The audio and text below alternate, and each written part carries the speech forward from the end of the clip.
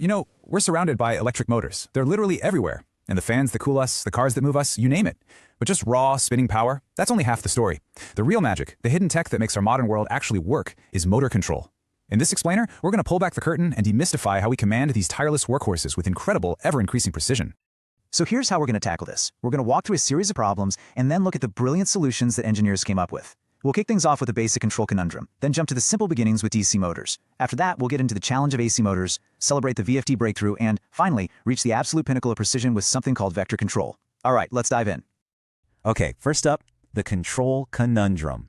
Because, it's one thing to make a motor spin like crazy, but it's a whole other ballgame to actually make it useful. Just think about it for a second.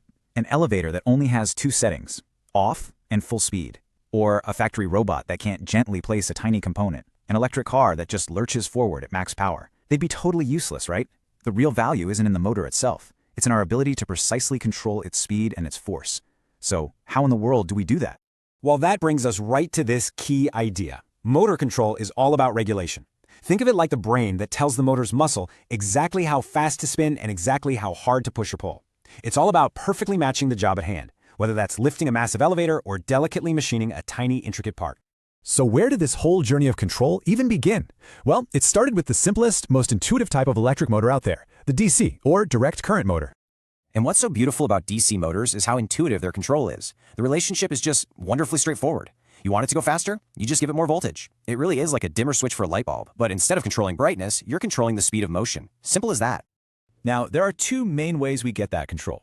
The most common way, armature control, is exactly what we just talked about. You adjust the voltage going to the spinning part of the motor, the armature. This gives you super smooth control from a dead stop all the way up to the motor's normal top speed. But what if you need an extra burst? What if you need to go faster? That's where field control comes in. By tweaking the motor's internal magnetic field, we can actually push the speed beyond its normal rating. It's kind of like kicking in an overdrive gear for special high-speed jobs. But here's the twist in the story. While DC motors are a breeze to control, the modern industrial world pretty much runs on AC induction motors. Why? Well, they have fewer parts that wear out, they're way more reliable, and they are everywhere. But they have one massive, glaring problem when it comes to control. Their speed is fundamentally locked to the frequency of the power grid. And this brings us to our next big chapter, the AC motor challenge. We've got this superior motor, this more powerful beast, but its greatest strength, its simplicity, is also its biggest control headache. Okay, so here's the heart of the problem. An AC motor speed is locked in step with the frequency of the power coming out of your wall. That's 50 or 60 cycles per second, or hertz. Unlike a DC motor, you can't just crank up the voltage to make it go faster. By its very design, it wants to be a fixed speed machine. Which leads to a pretty obvious question, doesn't it? If the grid is stuck at a fixed frequency and the motor's speed is tied to that frequency, what if we could just ignore the grid and create our own frequency from scratch? And that exact thought process led to the VFD breakthrough, the invention of a device that could literally synthesize custom power on demand, completely unchaining the AC motor from the grid. So how does this magic box, the variable frequency drive, or VFD, actually work? It's a really clever three-step process. First, the rectifier takes that alternating AC power from the grid and converts it into smooth, stable DC power. Step 2, the DC bus acts like a big capacitor, a reservoir, smoothing out that DC voltage even more. And then, the grand finale, the inverter. Using incredibly fast power switches, it chops that perfect DC power back up into a brand new, synthesized AC waveform at any frequency we tell it to. You want the motor to run slow? The VFD creates a low-frequency wave. You want it to run fast? Boom, it creates a high-frequency wave. Total control. But hang on, it's not quite that simple. As this quote points out, you can't just mess with the frequency all by itself. The key takeaway here is that to keep the motor's internal magnetic field strong and stable, to keep it from getting weak, you also have to adjust the voltage right along with the frequency. If you don't, the motor loses all its rotational force, its torque. And this table illustrates that principle perfectly. It's called the volts per hertz rule. As you can see, to keep the motor's torque constant, if the VFD wants the motor to run at half speed, say 30 hertz, it also has to supply half the voltage. If it commands full speed at 60 hertz, it supplies full voltage. This constant ratio is the secret sauce that makes a VFD-controlled motor work properly across its entire speed range.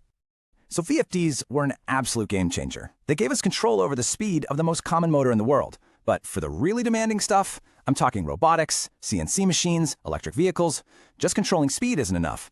For those, you need instantaneous, precise control over the motor's actual force, its torque. And that leads us to the final, mind-blowing level of our journey, vector control. This is the technology that basically teaches a rugged, powerful AC motor to have the delicate control finesse of a DC motor. So what was the final hurdle we had to clear? Well, with a standard VFD, the electrical current going to the motor is doing two jobs that are fundamentally tangled together. That one stream of current is trying to both create the magnetic field, which we call flux, and produce the turning force, the torque. And because those two jobs are all mixed up, you can't adjust one without accidentally messing with the other. This leads to a tiny but crucial lag or imprecision in the motor's response. This slide gives us the perfect analogy. A standard VFD is like one worker trying to juggle two complicated jobs at the same time. Yeah, they can get it done, but it's not going to be perfect.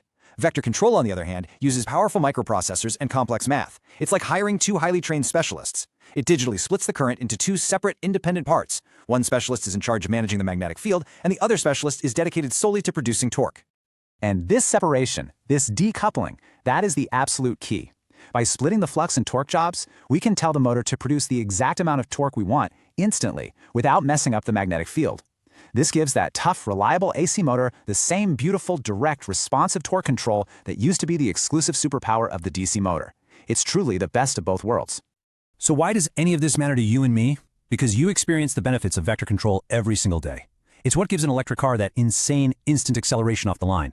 It's what allows a robot arm to move with sub-millimeter precision. It's the reason modern elevators start and stop so smoothly you barely even feel them move. This incredible level of control is the bedrock of pretty much all modern high-performance technology. So we've gone on quite a journey, from a simple dimmer switch for DC motors all the way to sophisticated digital brains that give us almost godlike command over the machines that build and move our entire world. And it really makes you wonder, right?